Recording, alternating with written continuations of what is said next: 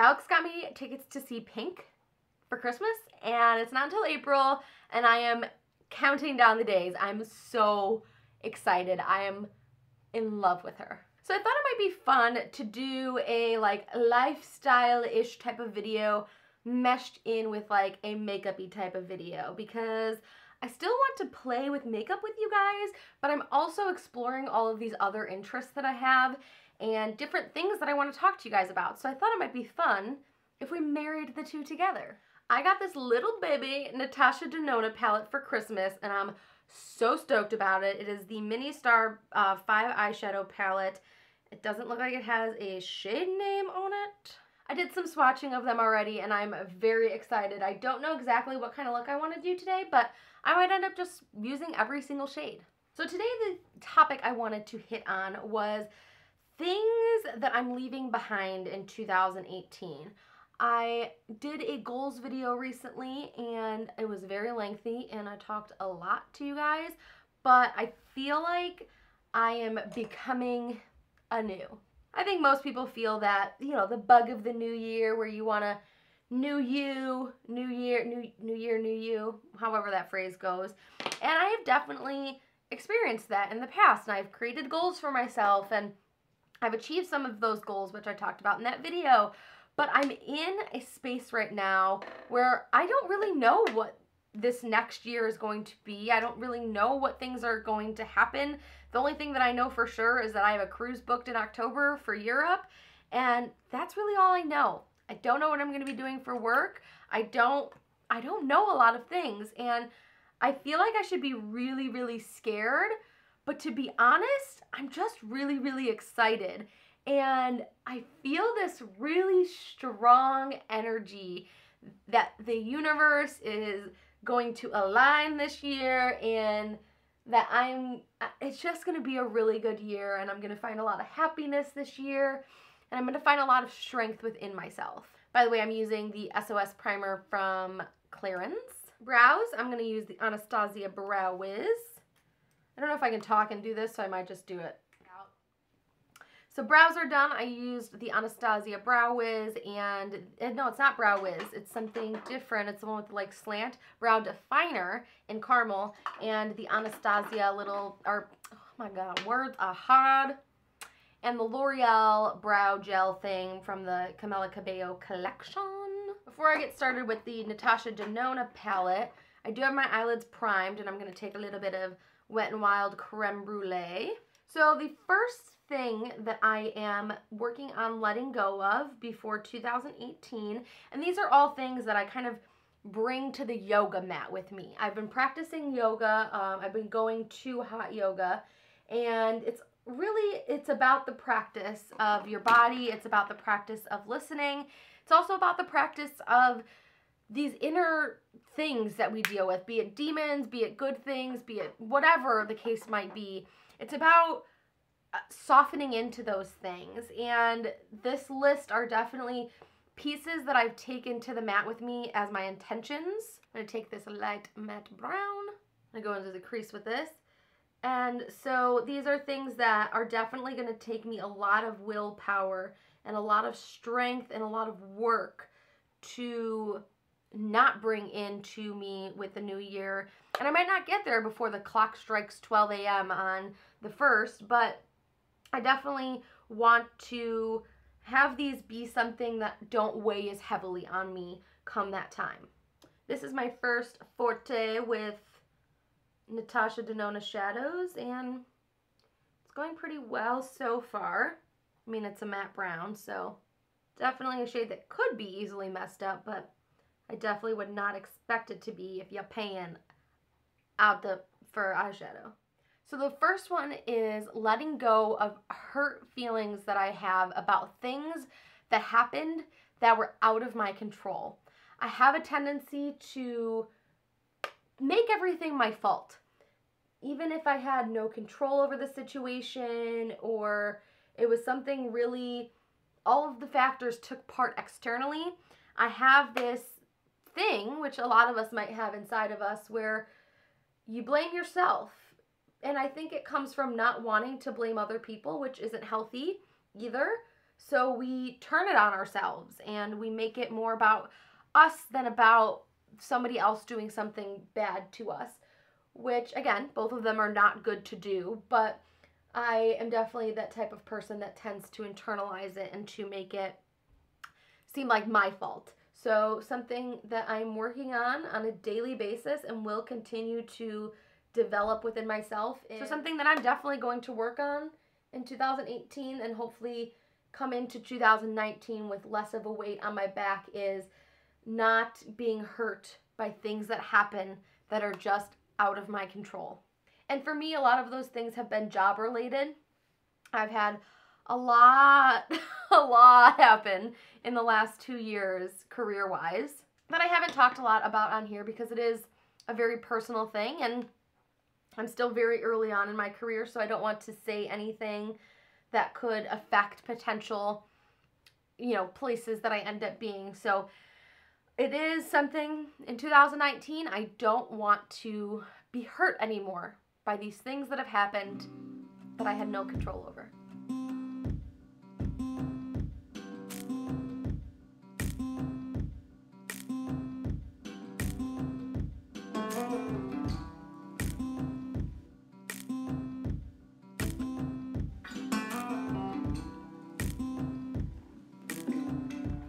All right, that palette is beautiful. It actually reminds me a lot of the Desi and Katie Friendcation palette. This shade in Dirty Money is really similar to this shade in the Natasha Denona palette in, what's it called? Cosmo? Maybe? Depending on how you look at it. Number 2 is holding on to things that do not serve me, be it thoughts that I have or physical items. I have definitely been in kind of a cleansing mood lately. I've gone through my closet, I've gone through my makeup collection, I've gone through just my house, and I'm in a big donating and throwing away phase right now. For foundation, I'm going to use this Clinique Acne Solution in the shade 1 Fresh Alabaster.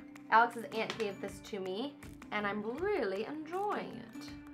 So obviously I'm not going to become a minimalist and get rid of everything that I own, but definitely thinking harder about when thoughts pop into my head, what purpose they're serving, why I'm feeling that way, and starting to associate maybe bad thoughts that I have with better thoughts. So if it's something about a past job, instead of being, sad or upset about not having it, think about all of the things that it taught me, and that will help me better understand how it will serve me better in the future instead of dwelling on the fact that it's gone, or be it, a friend that you are no longer friends with in the new year, or an item that you have held on for years and years because it held just a tinge of a sentimental value. Getting rid of that can be liberating and almost feel better than holding on to it. So that's something I'm really challenging myself to do before the new year and will challenge myself with throughout the year. Number 3 is feeling regret.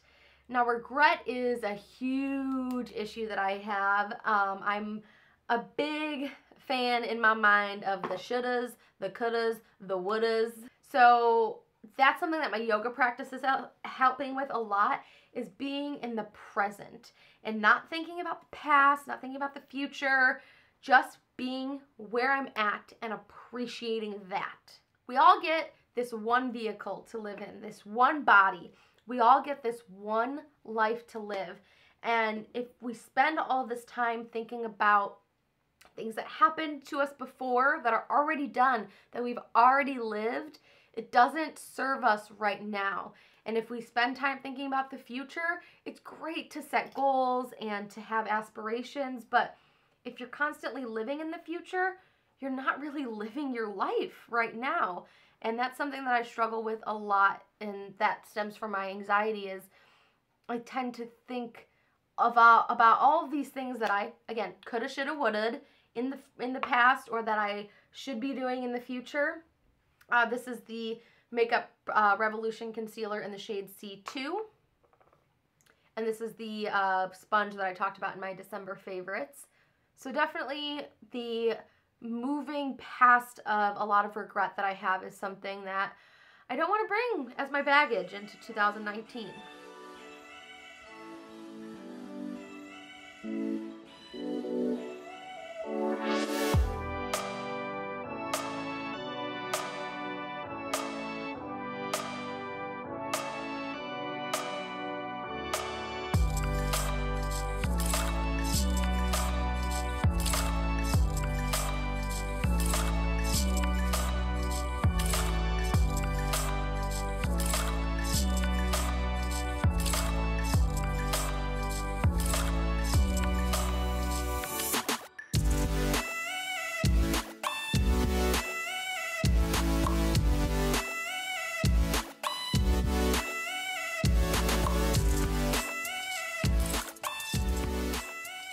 Number 4 is a fun one that I actually heard on a podcast recently. It's what really inspired me to put it on this list. It's letting go of goals that you think you should have.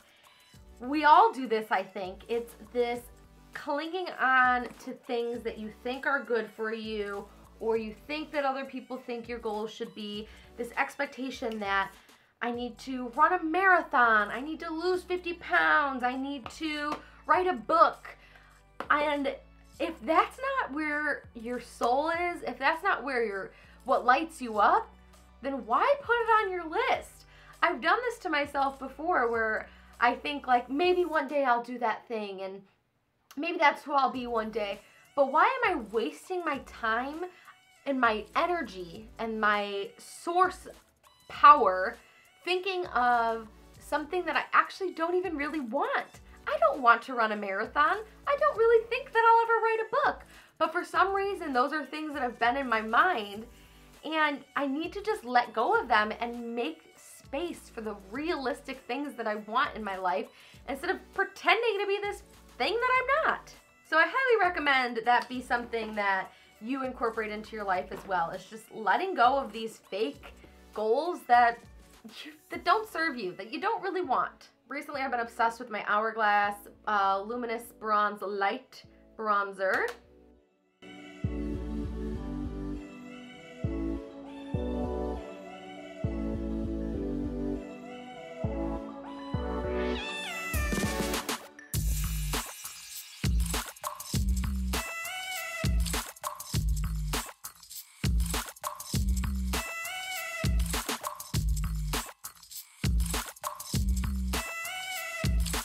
Number 5 is ignoring workouts that I like. I think it's so important to move your body, to listen to your body, to understand your body, and to give it what it wants and what it needs to be fueled and to be its best. And I heard this on another podcast I was listening to, that being healthy and being fit isn't about having a six-pack ab. It's all about what you want it to be. If you want to be healthy and fit enough to be able to go on a vacation and not feel tired and be able to walk through a rainforest, then that's your healthy, that's your fit. If you want to be healthy enough to take your dogs on a walk, 5 times a week, even when you're older, then that is your fitness goal, that is your health goal.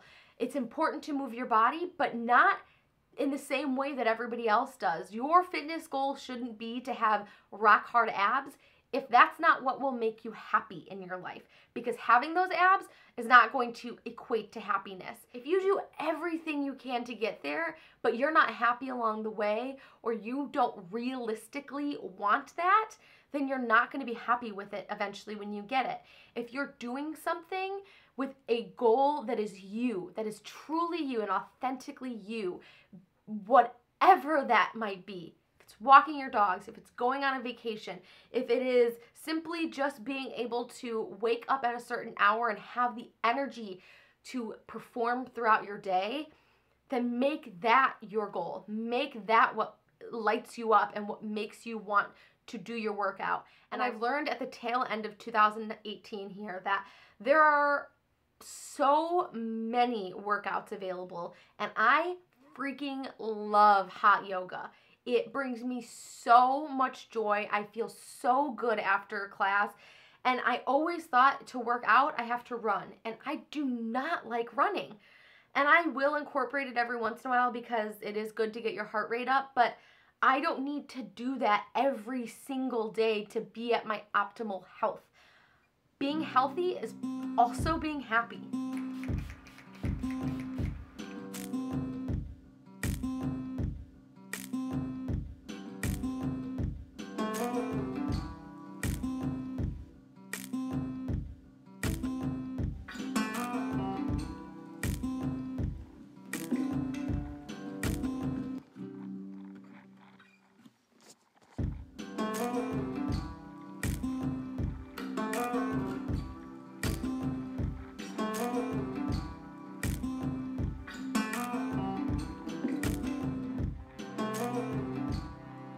This was so much fun to do. I really enjoyed kind of talking about a set topic while I did my makeup, because when I do like chit chat get readies with me, it's like all over the place, a million directions, and I never really end up like settling on a topic. So I really enjoyed this style.